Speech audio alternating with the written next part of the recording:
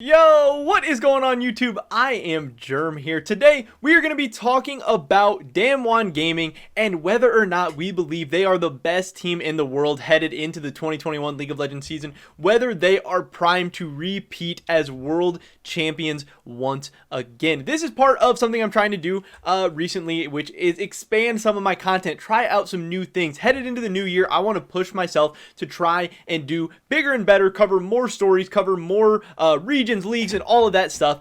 So again, this is me just trying out, posting a few different LCK, Korean, Chinese, all these different leagues, League of Legends videos. And if you guys do appreciate that, if you guys do like and enjoy this stuff and want to see more of it, I need you guys to let me know. Because if the viewership is good on these videos, if the engagement's good, if we get a ton of love in the comments and get likes on this video and stuff, it'll help me know that this is something you guys want to see more of in the future. Because I have had some people asking me to cover the LCK, cover the LPL, but I don't know how well those videos and stuff are going to do. So we're trying it out. We're trying some of these different discussion type videos for some Chinese teams, for some Korean teams. And again, let me know what you guys think. Let me know if you guys want to see more. I would appreciate you guys dropping a like. Helps me out the YouTube algorithm a ton. Subscribing, all that good stuff. With that being said, here we go. If you guys didn't know, the Kespa Cup was taking place the past couple of days, and it ended today. This is the LCK, or the Korean Professional League of Legends scenes idea or rendition on a preseason League of Legends tournament. It happens every year, and it's not something you want to read too much into. Sometimes teams don't even have their full roster. Sometimes teams are experimenting a lot, trying out different players, trying out different rosters and stuff,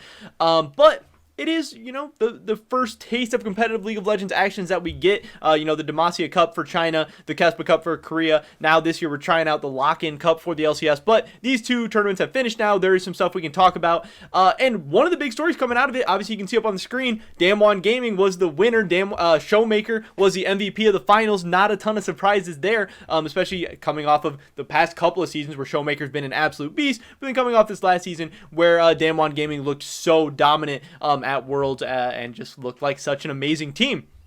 And if we take a look actually at the Gamepedia, Leaguepedia, whatever you want to call it, for the Kespa Cup, we can actually see that Damwon Gaming had an insane run at this tournament. Obviously here you can see that they went 4-0 in the group stage when they had Red Force, Sandbox, DRX, and Afrika Freaks in their group. Then we head to the knockout stage where they played Hanwha Life in the semifinals. And this was actually the only game they dropped in the entire tournament because they went on to 3-0 Red Force in the finals, the team that they had paired up with their group. So this was really, really interesting. An absolutely dominant run from Damwon Gaming where they went 10-1 in the 11 games that they played. They looked absolutely insane. I believe here I have pulled up the one game that they lost, where you can see Deft went 15-1, 13-1 on Misfortune. He just kind of got rolling, kind of snowballed out of control. That was a tough game for Damwon Gaming to actually come back in. HLE played really, really well, and they obviously have a ton of talent too. Deft, Chovy, some huge carriers on that team, some big names. They'll be able to give Damwon Gaming some games here and there. T1 will for sure be able to as well. But man, again, we don't want to read too much into this. It's just one preseason tournament, but again, coming off their Worlds performance where they looked so dominant, where they were able to win, and then having a Kespa Cup like this, going 10-1 in 11 games and looking dominant throughout. I mean, if we take a look at, I believe here is the post-game screenshots for the finals against Red Force, where in this game you can see they got 4 dragons to none. It was a huge pop-off game by Khan in the top lane on the Mordekaiser. Huge damage numbers, great performance by them, a 29-minute win. Then we have another 29-minute win in game 2, this time with Showmaker, a huge Syndra game and 4 dragons, and then in the third game, this is like the grainiest screenshot ever, but we can see it was 20-9, another 29-minute game, and another 4 dragons for Damwon Gaming.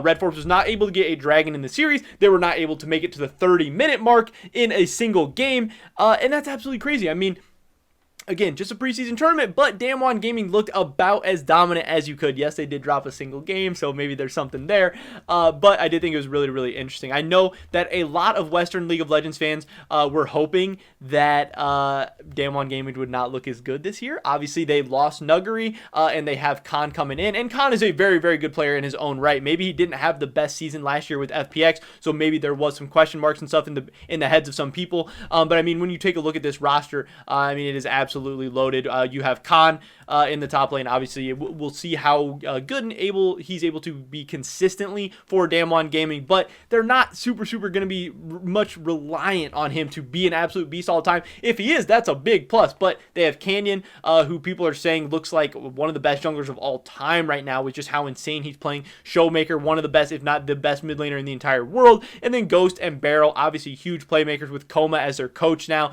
This team has just an opportunity to do some really amazing things in 2021. And again, that is not what Western League of Legends fans wanted to hear. There was a time where it looked like Barrel might be leaving, Nuguri might be leaving, and that Damwon Gaming might be splitting up and breaking up. And that was going to be a huge opportunity for teams like G2, who want to take their game to the next level, for teams like T1, who are hoping to have a big year, and some of the LPL teams as well looking to make a move. But man, Damwon Gaming keeping 4 of the same 5 guys together from last year. And then, yes, they lost Nuguri, who's going to be hard to replace. But again, getting Khan up there in the top lane, he's a guy who, when he's on, he can be one of the best top laners in the world as well.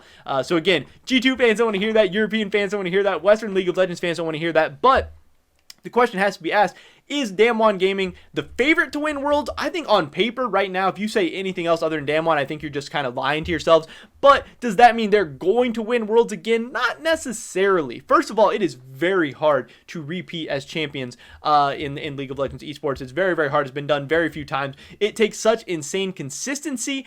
You have to be good across so many different metas. Obviously, each season, you know, there's like a big change. Obviously, this one is the new item overhaul and stuff, and we don't know what the meta is gonna be like in November or October, whenever Worlds, when the finals and stuff are, 10-11 months from now. The game's going to change so much. Players are going to go on hot streaks, they're going to go on cold streaks. Just because Damwon Gaming had an insane Worlds run and they're kind of peaking during the Kespa Cup right now, that does not mean that they're going to be as ready to go come October, come November, when it's really time to show what counts. Also, another interesting discussion point here is, can Damwon Gaming do kind of like the 4P of winning the spring split, winning MSI, winning the summer split, and winning Worlds? Because I'm not 100% sure, but I'm pretty sure that has never been done before. Because I know when G2 a couple years ago in 2019, they had won the LEC, then won MSI, then won the LEC, and then made it to the World Final. I know there was a lot of talk about them kind of, you know, winning all 4 and that being a really big deal. And Damwon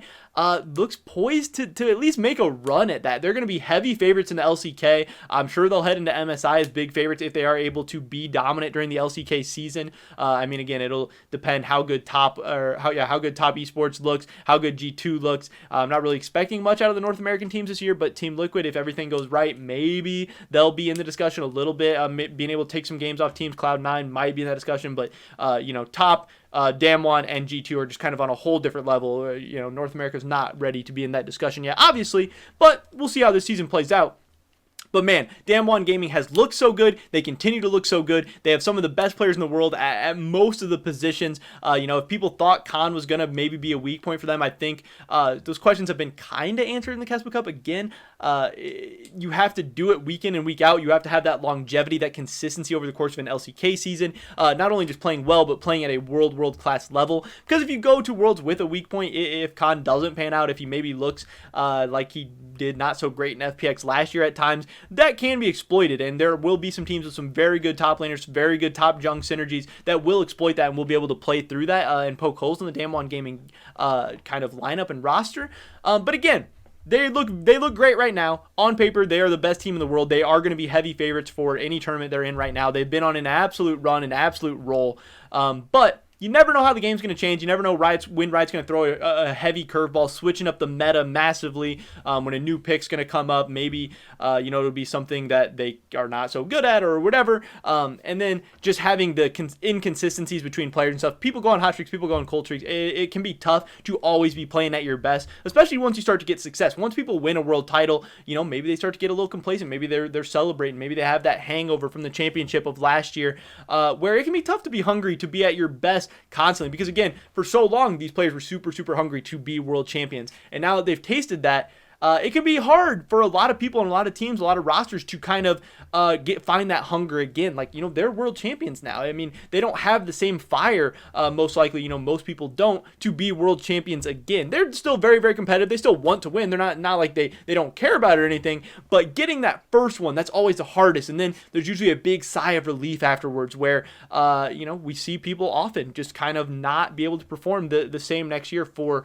whatever reason. But again, it's not the case with Damwon so far. They're looking amazing, and they were a ton of fun to watch in the Kespa Cup. They look great, and they were able to put up some insane games, insane scores, and just an insane run that they had. And that's a bad sign for the rest of the teams in the world. Damwon Gaming definitely an early favorite for world champions, in my opinion, and pretty much in the opinion of everybody else. But that is pretty much it for this video today, guys. Definitely drop a like if you enjoyed it. Leave a comment down below. What do you think about this? Do you think Damwon Gaming is the favorite to win Worlds so far, or is there another team on your radar? I would love to hear your guys' thoughts and opinions on this topic. Again, definitely drop a like if you enjoyed it to show that you guys like me doing some more LCK stuff. Helps me out with the YouTube algorithm and all that too. So I'd appreciate a ton. Subscribe, stay up to date on the latest content. Hopefully I catch you guys in the next one. But until then, peace.